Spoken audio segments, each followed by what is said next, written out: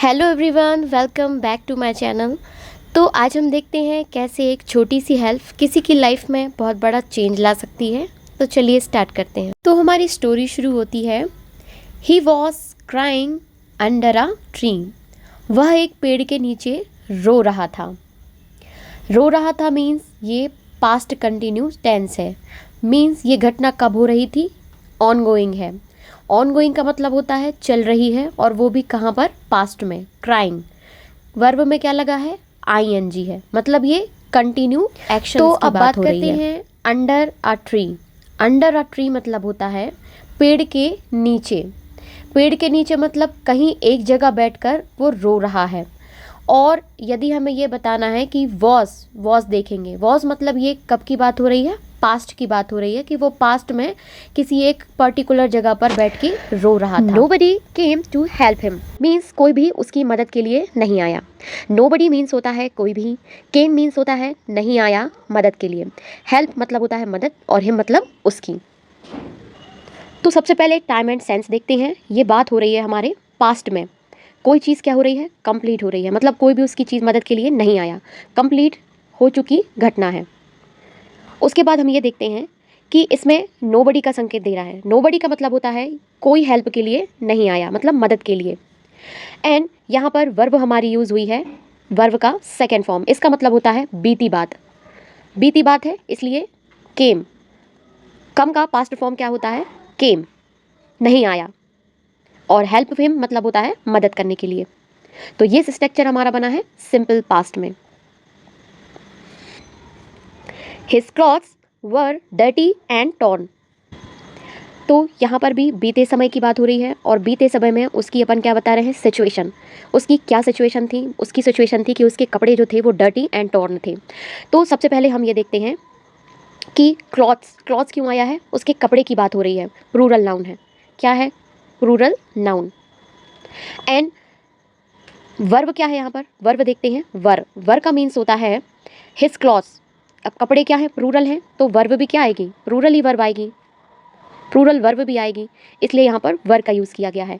Dirty means होता है गंदे, और टॉर्न मीन्स होता है फटा हुआ। TEAR, टीयर का क्या है? थर्ड फॉर्म है टॉर्न। थर्ड फॉर्म क्यों है? क्योंकि हम बता रहे हैं फटा हुआ है, मतलब पास्ट की चीज़ को बता रहे हैं, इसलिए टॉर्न बोलेंगे। He had not eaten anything since morning. उसने सुबह से कुछ नहीं खाया था। तो सबसे पहले ये घटना कब की है? पास्ट में घटी कोई घटना है, उससे पहले की स्थिति है कि उसने उससे पहले भी सुबह से कुछ नहीं खाया था। सिंस मॉर्निंग यहाँ पर हमें हिंट दे रहा है, कोई समय दिया गया है। क्या दिया गया है? कोई समय, मतलब कब की बता रहा है? सिंस मॉर्निंग यानी सुबह की बात कर रहा है, सुबह से। एंड यहाँ पर ईटन जो है वो वर्ब की थर्ड फॉर्म है, परफेक्ट टेंस का संकेत दे रहा है कि काम कैसा हो चुका है? पूरा हो चुका है, खाया। और हैड नॉट मीन्स होता है कुछ नहीं खाया।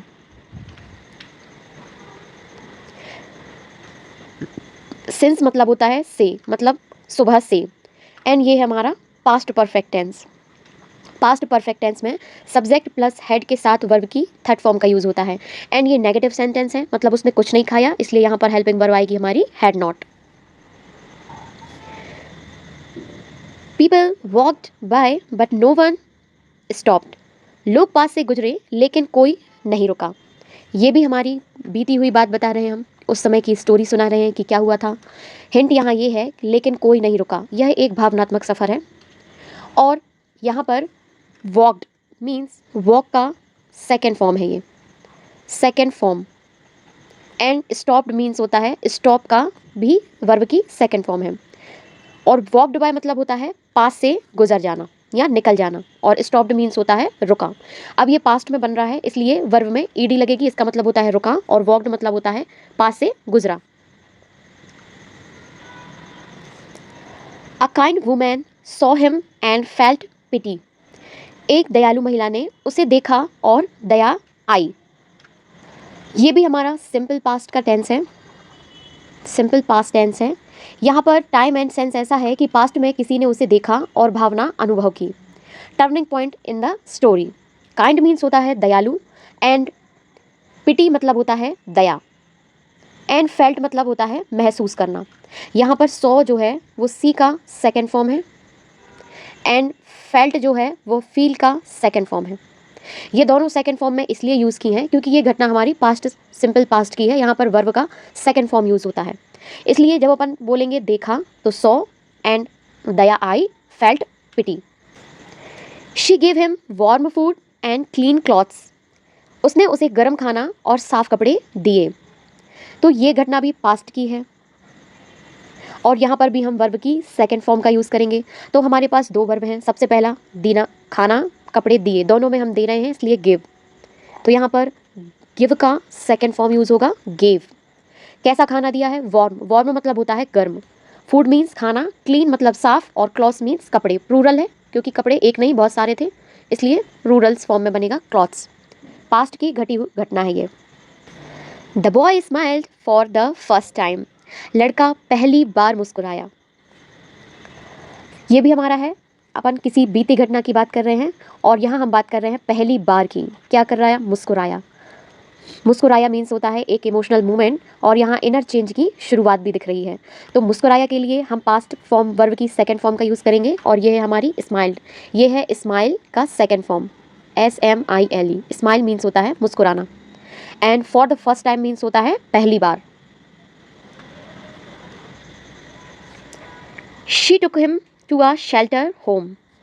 वह उसे एक आश्रम गृह ले गई।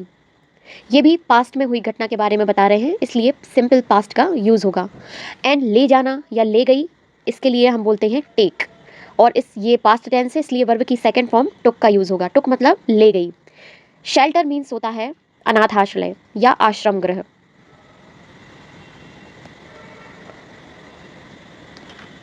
और यहाँ पर हमारा एक्शन जो था वो पूरी तरीके से क्या है? कंप्लीट है।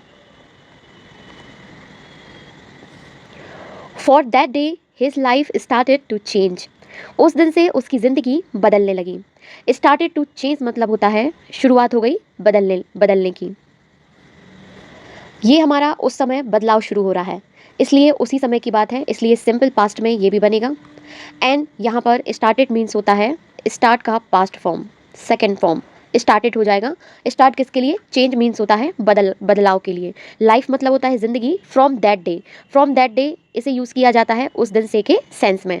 फ्रॉम दैट डे मीन्स उस दिन से। तो आपको ये स्टोरी कैसी लगी? तो यह कहानी से हमें ये सीखने मिलता है कि कभी कभी किसी के लिए की गई छोटी सी हेल्प भी उसकी लाइफ में बहुत बड़ा चेंज ला सकती है, इसलिए हमें कभी कभी किसी की हेल्प करते रहना चाहिए। Thanks for watching.